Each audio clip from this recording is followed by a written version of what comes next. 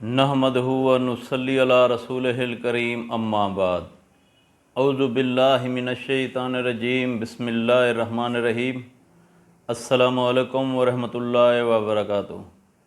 امید کرتا ہوں آپ صحت اور ایمان کی اعلیٰ حالت میں ہوں گے۔ اللہ تبارک و تعالیٰ آپ کو اور آپ کے اہل خانہ کو ہمیشہ ہنستا مسکراتا رکھے۔ آج ہم بات کریں گے کہ خواب میں بت دیکھنا کیسا ہے۔ علامہ ابن سیرین رحمۃ اللہ علیہ نے خواب میں صنم یعنی بت دیکھنے کی کچھ مختلف صورتیں بیان کی ہیں۔ ہر صورت کی الگ الگ تعبیر بیان کی ہے۔ مثلا خواب میں بت دیکھنا، خواب میں بت تراشنا، خواب میں بت کی پوجا کرنا، بت گری کرنا یا خواب میں بت کو توڑنا۔ اگر آپ ان صورتوں کی تعبیر جاننا چاہتے ہیں یا ان سے ملتی جلتی کسی اور صورت کی تعبیر جاننا چاہتے ہیں تو اس ویڈیو کو آخر تک ضرور دیکھیں۔ علامہ ابن سیرین رحمۃ اللہ علیہ نے فرمایا ہے، اگر کوئی شخص خواب میں دیکھے کہ وہ صنم یعنی بت دیکھتا ہے، دلیل ہے خواب دیکھنے والا شخص بے دین ہوگا، کافر عورت سے محبت کرے گا۔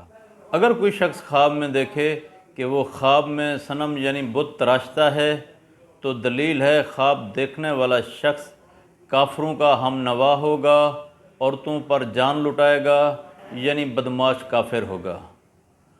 اگر کوئی شخص خواب میں دیکھے کہ وہ خواب میں بت کی پوجا کرتا ہے، دلیل ہے خواب دیکھنے والا شخص کافر ہوگا یا اپنا دین چھپائے گا، گناہوں میں مبتلا ہوگا، غیر مسلم عورتوں پر عاشق ہوگا۔